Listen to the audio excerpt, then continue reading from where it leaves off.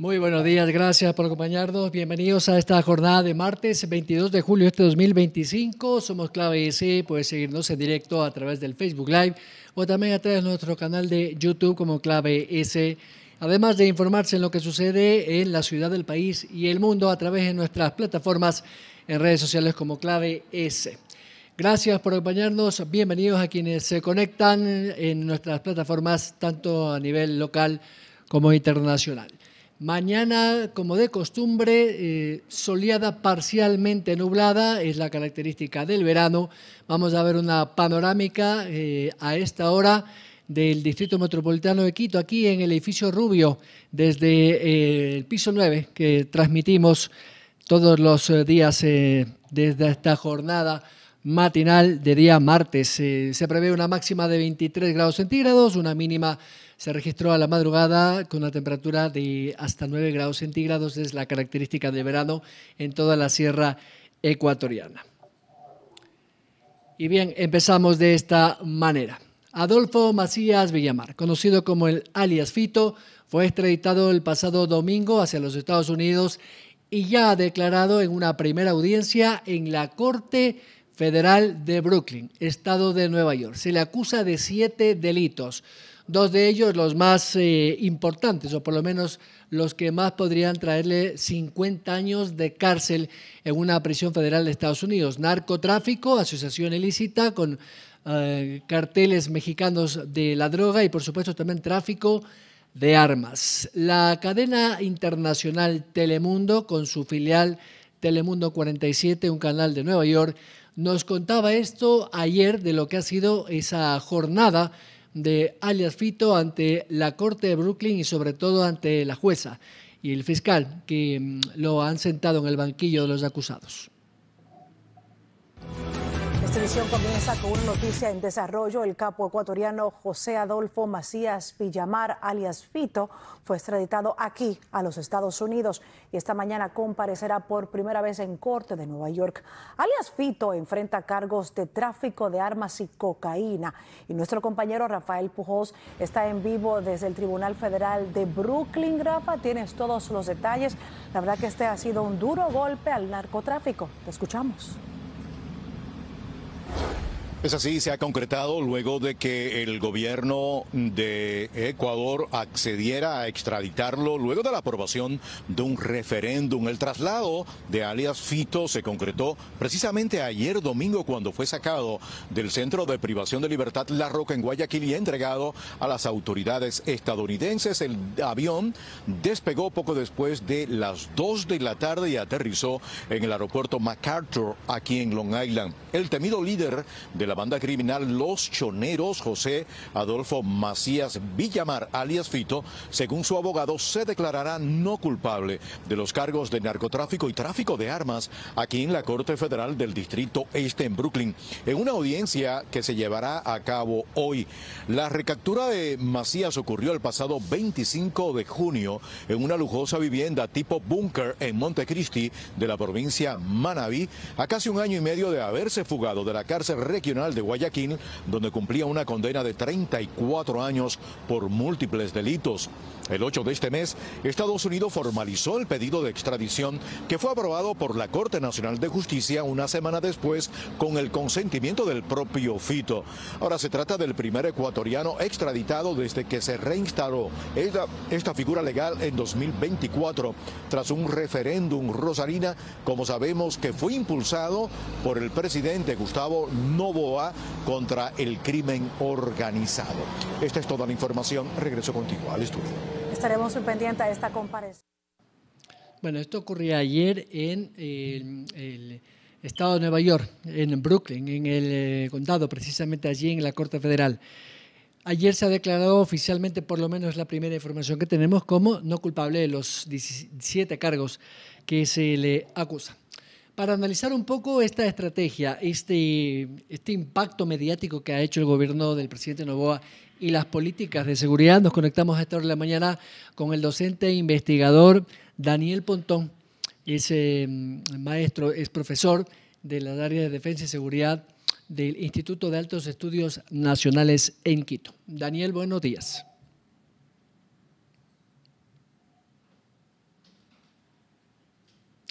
Bueno, ¿qué podemos decir de este, bueno, primero impacto mediático de haber primero extraditado a Fito y ahora pues lo que podrá implicar esto dentro de la política de seguridad de Ecuador, que un ecuatoriano, un narcotraficante buscado por los Estados Unidos y por Ecuador, el más importante de los últimos 15 años, atreveré a decir, podría cambiar o no la violencia en el Ecuador y cómo el gobierno combate al crimen organizado?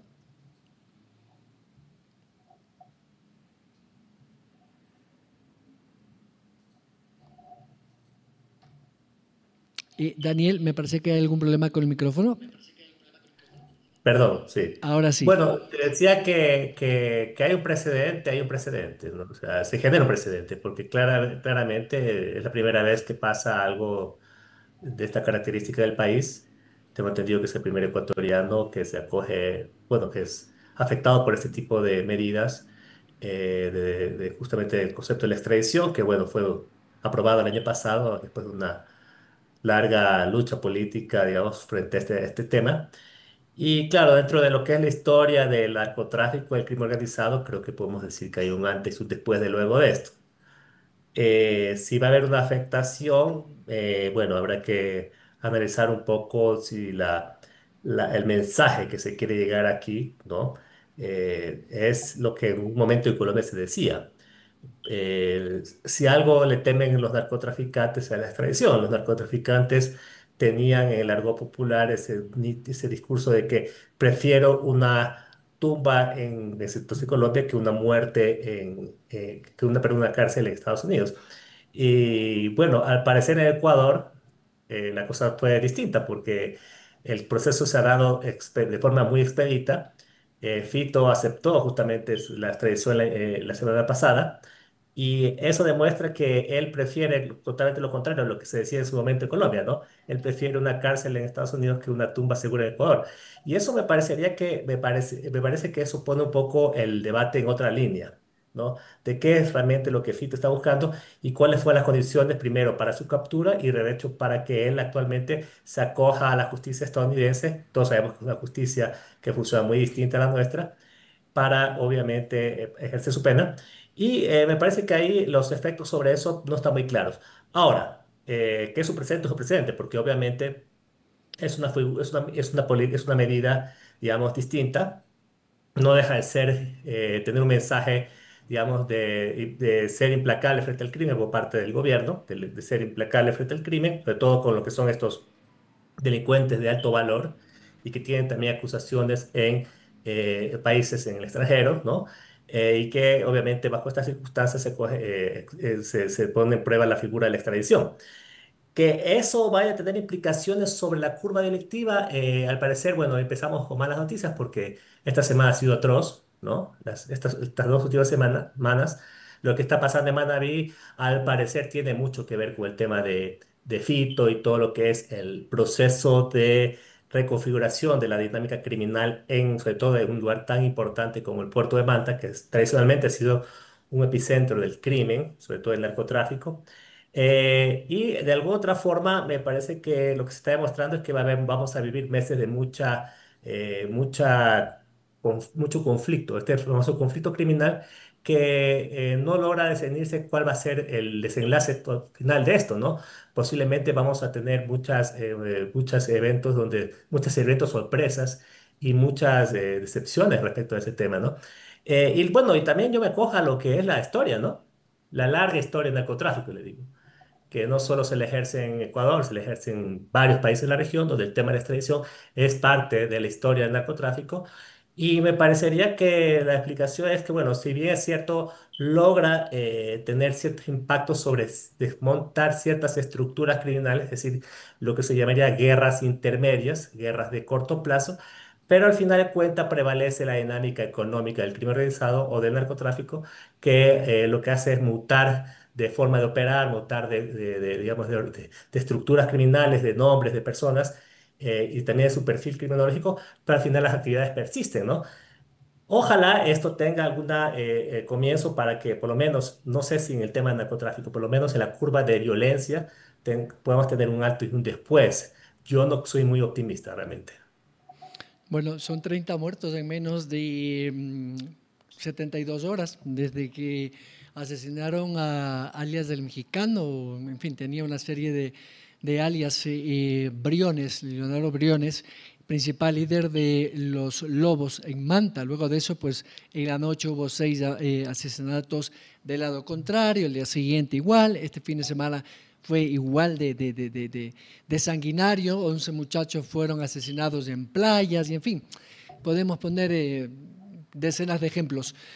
¿Qué está fallando en la política de seguridad del gobierno ecuatoriano? Porque ya no se llama Plan Fénix, no sabemos ni cómo se llama, pero bueno, siguen capturando decenas de toneladas de droga, ya vamos por más de 210 toneladas, pero no para esto. ¿Qué está fallando en el plan de seguridad del gobierno?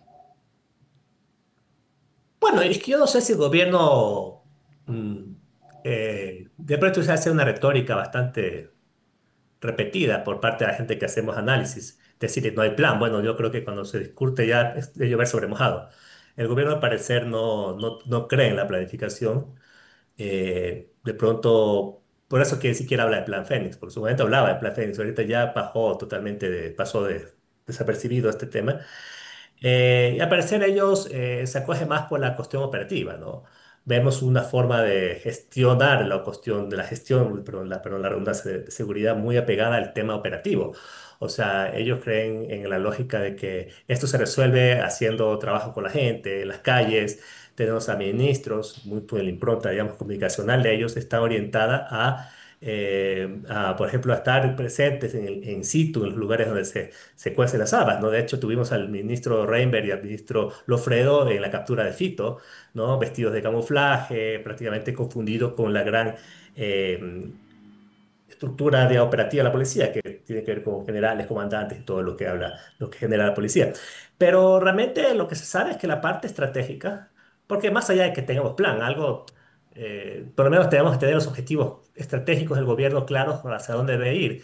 Y eso tampoco existe. Entonces, la parte estratégica yo creo que está un poco descuidada. Realmente podemos ir nosotros interpretando cuáles son los perfiles que el gobierno un poco quiere delinear. De hecho, después de su triunfo en el mes de abril, o el triunfo de la segunda vuelta electoral, un poco el gobierno ha dado, con su fuerza política, ha dado pasos bastante importantes en materia de avance en materia de seguridad. Por ejemplo, las reformas legales que se aprobaron en la Asamblea es parte de una agenda, ¿no? Está el tema de la captura de Fito. Bueno, también está el tema de Fede, que bueno, fue un tema que generó mucho molestia. Y otro tipo de acciones se han venido desplegando que está muy en la lógica de políticas de mano dura, reviviendo y dándole, digamos, significado bastante superlativo al concepto del conflicto armado interno. De hecho, la ley de solidaridad es una ley que de alguna forma le da contenido operativo y también semántico al conflicto armado interno, cosa que antes de eso no tenía, se operaba más que con una narrativa y con situaciones bastante complejas desde el punto de vista jurídico e institucional. No nos olvidemos el tema de la Corte Constitucional, digo, ¿no? Y a partir de esto un poco se ha buscado darle sentido a esta situación. Lo de Fito obviamente sirve dentro de este esquema, pero también se han tomado políticas importantes, por ejemplo, este anuncio del plan contra el reclutamiento, ¿no? Todo este tema se ha formado una comisión interinstitucional, pero lo que no se logra entender ahorita es cuáles son los hitos, grandes hitos y grandes desafíos que el gobierno tiene frente a esto. Yo creo que ahí es donde un poco hay déficit y porque de alguna otra forma también ellos saben que por ahí van a ser evaluados, ¿sí? Y la situación de inseguridad es muy compleja. Es muy compleja. De hecho, no se puede revertir, todos sabemos, de la noche a la mañana. Esto puede durar muchos años. Y entonces, cualquier cosa que digas puede ser usada en tu contra. Me parece que ese es un poco el temor. Y eso es un poco la lógica política. Obviamente, está muy articulado el tema de la inflación penal, todo el tema de las políticas hipersecuritistas, donde inclusive tenemos un antes y un después en el Ecuador respecto a este tipo de leyes. La narrativa de ser implacable frente al crimen y todo está dentro de esa agenda de gubernamental. Pero lastimosamente termina siendo agendas de muy corto plazo, ¿sí? De muy corto plazo. Y lastimosamente nos enfrentamos aquí a una paradoja, porque el gobierno insiste que hay una guerra, conflicto armado interno. Pero dígame usted, ¿qué guerra funciona sin estrategia? Entonces es una guerra sin estrategia. Lastimosamente estamos jugando a un juego medio complicado, que también de alguna otra forma expone mucho a las instituciones que hacen trabajo de seguridad, porque tenemos también un gran prontuario de situaciones de donde miembros de la fuerza pública, policías también se han visto expuestos a este combate, ¿no? Tenemos algunas bajas y también mucha penetración de la corrupción y de otro tipo de problemas que están articulados a esto. Entonces, al no tener un tipo de estrategia, me parecería que poco todo se suena en el aquí y ahora, ¿no? Y lo que hay una especie de dependencia psicológica a tener estas leyes hipersecuritistas para justificar que buscan una cruzada frente al crimen, han sido implacables frente al crimen, buscando tener un antes y un después, pero que lastimosamente si esto no logra bajar la criminalidad, lo que vamos a tener solamente son los efectos más que los contenidos. Entonces, y alguien decía, bueno, en la ley de seguridad también hay una norma que dice que una vez que el conflicto armado interno desaparezca, pues se vuelve a la normalidad. Yo creo que vamos a vivir, por lo menos en el periodo del presidente Noboa, por 4 años de lo mismo, de este tipo de situaciones, ¿no? La pregunta es cómo eso va a afectar al crimen. Yo creo que todavía está por verse. Daniel Pontón, muchas gracias. Gracias, Jairo. Daniel Pontón, docente, investigador del Instituto de Altos Estudios Nacionales, experto en temas de seguridad, tratando de analizar o interpretar estas acciones del gobierno que lo que buscan desde el punto de vista oficial es disminuir los índices de violencia. Sin embargo, hemos visto que en las últimas semanas se ha incrementado el número de asesinatos y muertes violentas, que en los últimos 4 días han dejado más de 30 asesinatos en diferentes provincias. Manabí, El Oro y Guayas han sido los sitios donde el crimen organizado se enfrenta entre ellos y, claro, los inocentes están de por medio. Vamos a hacer una pausa. Al regresar les contaremos a propósito de esto, de la inseguridad y de la violencia. Se ha entregado voluntariamente, por lo menos así lo ha dicho la Fiscalía, el asambleísta de la Revolución Ciudadana, o por lo menos que llegó con la Revolución Ciudadana y ahora separado, pero sigue siendo legislador, Santiago Díaz Asque, acusado de violación. Le contaremos de esto y más. Somos Clave S.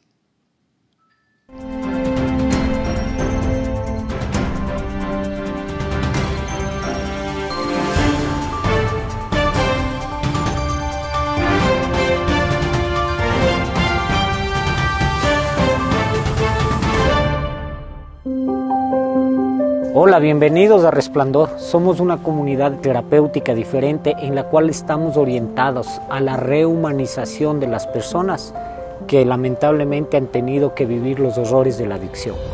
Nuestra comunidad terapéutica no tiene maltrato físico, tiene un proceso integral en el cual trabajamos conjuntamente con la familia, brindando el apoyo terapéutico necesario. Contamos con profesionales capacitados, seguridad 24 horas y sobre todo monitorización con cámaras en tiempo real para que los familiares puedan ver cómo se va brindando el proceso por el cual nos están contratando. Tenemos instalaciones aptas para poder brindar un servicio de tratamiento y sobre todo para que te sientas en casa, con amplio espacio verde, con huertos, con un horno de panadería, con gimnasios. Tenemos un servicio residencial y ambulatorio. Con mujeres podemos trabajar de manera ambulatoria y residencial para varones. Bienvenidos, les esperamos.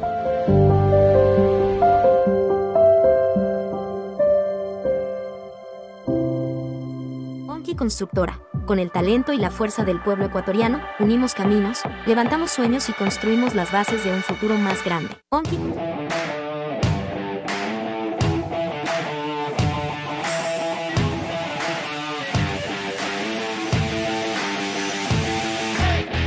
La hidroenergía es la energía del Ecuador. Más limpia, de mayor rendimiento, más barata. Coca-Codo Sinclair, la mayor central del Ecuador, cubre con su energía a 1 de cada 3 hogares del país. Sinohidro, orgullosa constructora de Coca-Codo Sinclair. La hidroenergía es la energía del Ecuador. Más limpia, de mayor rendimiento, más barata. Coca-Codo Sinclair, la mayor central del Ecuador, cubre con su energía a 1 de cada 3 hogares del país.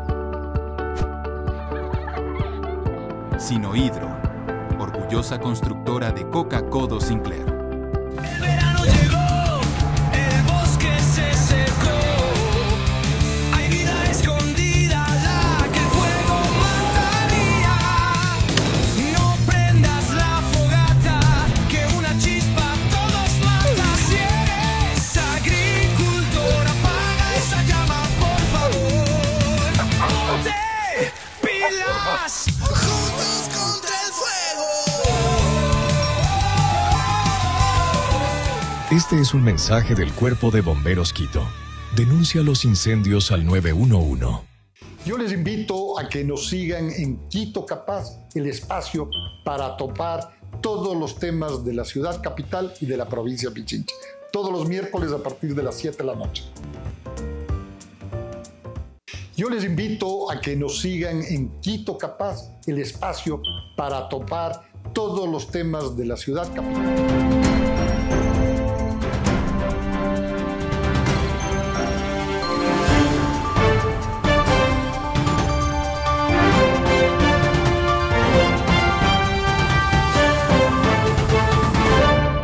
Gracias por seguir junto a nosotros. Somos Clave S. Estamos transmitiendo en directo a través del Facebook Live como Clave S y también en el YouTube esta mañana de martes 22 de julio, una mañana típica de verano con bastante sol, aunque algo de nubosidad. Y seguimos con estos temas de interés, esta vez relacionados a la fuga, o por lo menos la desaparición del asambleísta todavía en funciones, Joseph Santiago Díaz Asque, que fue separado de la Revolución Ciudadana, pero que estaba siendo buscado por el bloque de búsqueda, valga la redundancia, del Gobierno Nacional. Incluso el ministro John Reimer había publicado su fotografía diciendo que se da $100.000 de recompensa a quien dé con el paradero de este señor Santiago Díaz Asque. Pues bien, ha aparecido. Y ha aparecido en la Fiscalía General del Estado. Por lo menos así lo ha hecho saber la propia Fiscalía en una imagen que publicó la tarde de ayer. Vamos a ver la imagen de la Fiscalía, que dice lo siguiente: ahora, caso Díaz Asque, el asambleísta Joseph Santiago Díaz Asque, investigado por la Fiscalía como presunto autor de violación, se entregó a las autoridades. Contra él pesa una orden de detención para formulación de cargos. Su situación jurídica se resolverá en las próximas horas y hay 2 fotografías que corresponden a la entrega voluntaria, aparentemente, de este señor Asque en medio de policías y agentes fiscales. Pero después de minutos, el ministro del Interior, John Reimer, en cambio, ha publicado un mensaje en su cuenta de X la tarde de ayer en la que decía, vamos a ver el tuit del ministro John Reimer: atención. El bloque de seguridad, gracias al trabajo coordinado y de investigación de la Policía Nacional y de la Fiscalía General del Estado, Santiago Díaz Asque, quien se encontraba prófugo por presunto delito de violación, se encuentra bajo resguardo de las fuerzas del orden, y pone la misma fotografía, pero al lado otra fotografía que se ve ingresando esposado al el legislador Santiago Díaz Asque y de la mano con un policía vestido de civil. Eso es lo que se sabe a esta hora de la mañana, una vez que ayer en la tarde, como hemos dicho, se ha entregado voluntariamente, por lo menos eso parecía, el asambleísta Santiago Díaz Asque. Una condición simplemente: al ser legislador, asambleísta electo, no destituido, que sigue en su cargo, aunque no lo ejerza, no puede ser juzgado por cualquier juez, valga la redundancia. Él tiene el denominado fuero de corte. ¿Qué significa eso? Que tiene que ser un magistrado de la Corte Nacional de Justicia quien conozca su caso. ¿Qué puede pasar mientras tanto? Que el Parlamento resuelva por mayoría de votos quitarle la calidad de legislador, destituirlo, y ahí sí será juzgado por un juez común y corriente, es decir, un juez de lo penal que conozca su caso, porque su caso es de acusado de violación a una menor de edad, un delito grave que le puede dar incluso hasta 35 años de prisión, porque así lo establece el Código Integral Penal.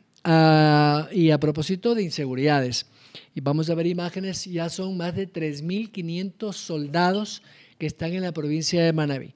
Las imágenes que han compartido las Fuerzas Armadas dan cuenta de lo siguiente. Vamos a verlas. Se trata de un primer contingente de 1.700 soldados del ejército ecuatoriano que han sido ya desembarcados en Manta, Manabí, para reforzar las tareas de búsqueda y combate al crimen organizado, sobre todo dar con las bandas de los asesinos de los últimos días que se han enfrentado entre los lobos y los choneros en la provincia de Manabí, dejando más de 25 muertos en apenas 3 días. Según el ejército, son más de 4.000 uniformados que van a patrullar las diferentes ciudades y cantones de la provincia de Manabí, entre esas, por supuesto, Manta, Montecristi y Puerto Viejo, donde se han dado las masacres más importantes, pero también otros puntos álgidos de la provincia. Esto se dice que es como retaliación a la desaparición del cartel de los choneros de Adolfo Macías Villamar, alias Fito, que era el principal líder de esta organización criminal, y la disputa que tienen en el territorio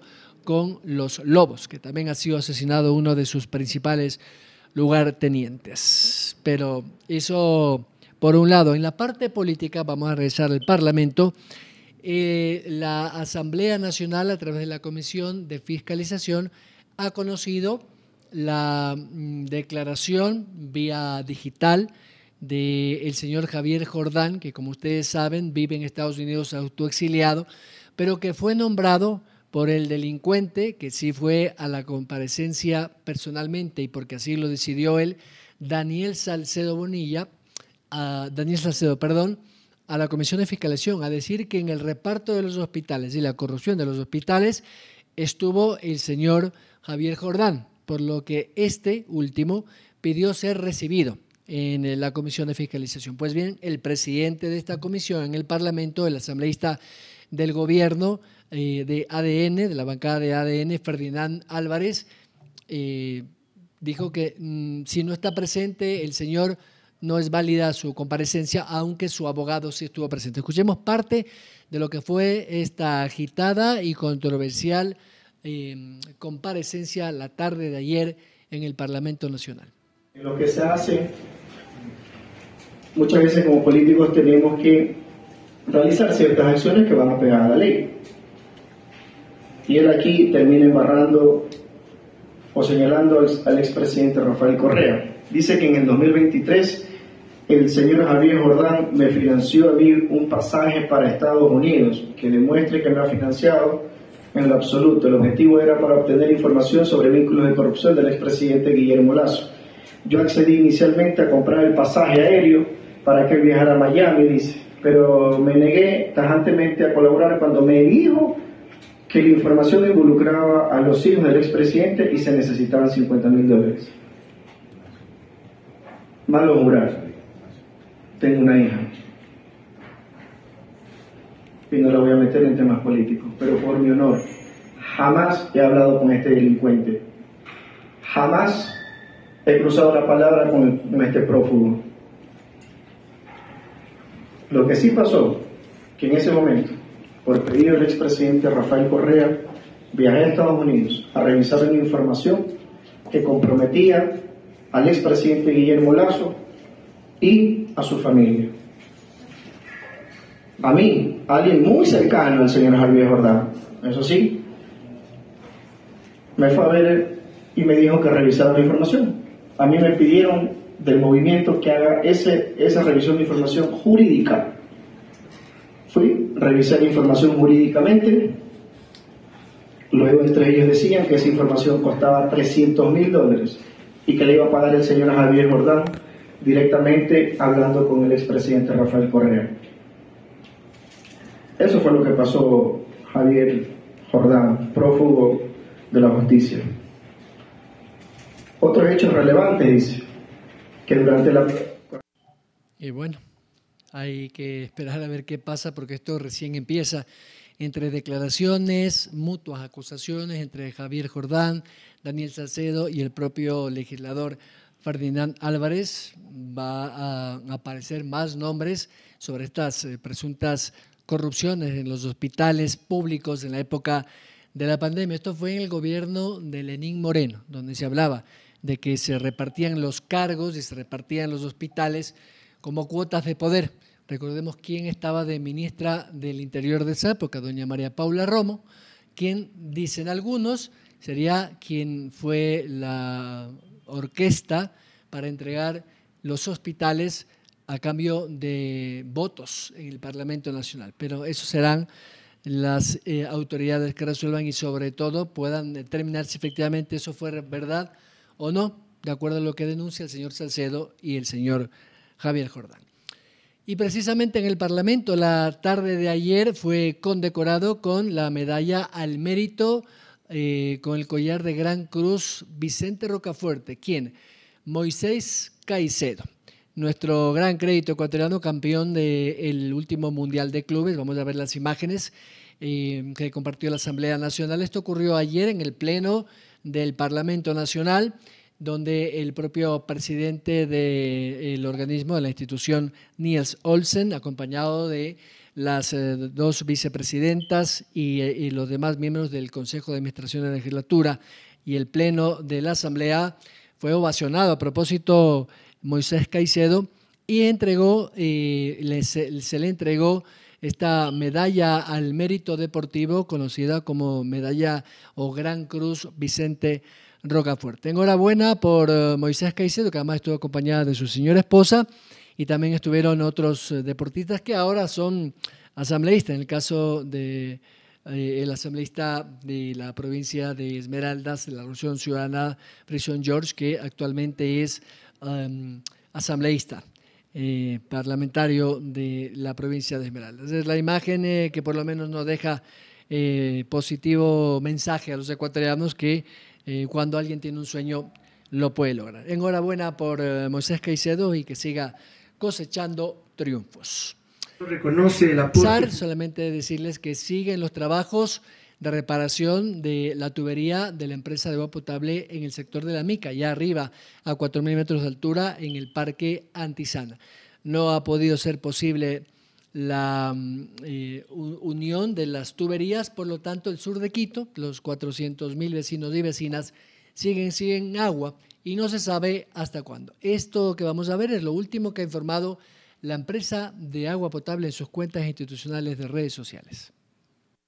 Es duro porque uno está aquí dándolo todo y claro, debería haber estado con mi familia, ¿no?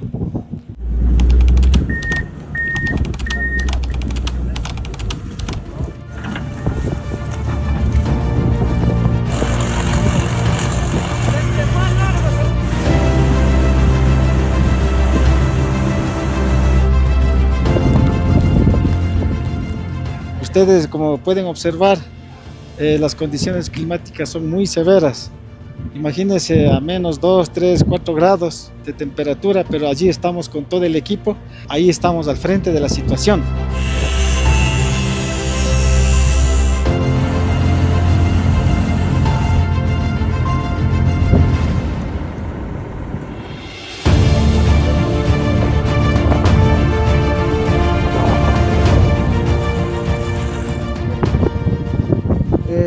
Me caigo de sentimientos, pero la vida continúa y la misión de nosotros es tener al pueblo con agua, porque el agua es vida.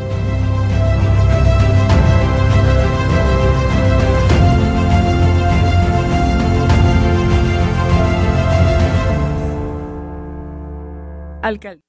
Y el alcalde Pavel Muñoz ha dicho ayer en su habitual frecuencia quiteña de los lunes que lamentablemente las condiciones climáticas no permiten que estos obreros que hemos visto concluyan su trabajo. Por lo tanto, pues habrá que esperar entre miércoles y jueves a ver si efectivamente ya se repara la tubería y por fin esos vecinos de las 6 parroquias del sur de Quito pueden recibir el agua potable normalmente como lo hacemos los demás ciudadanos que vivimos de este lado de la ciudad.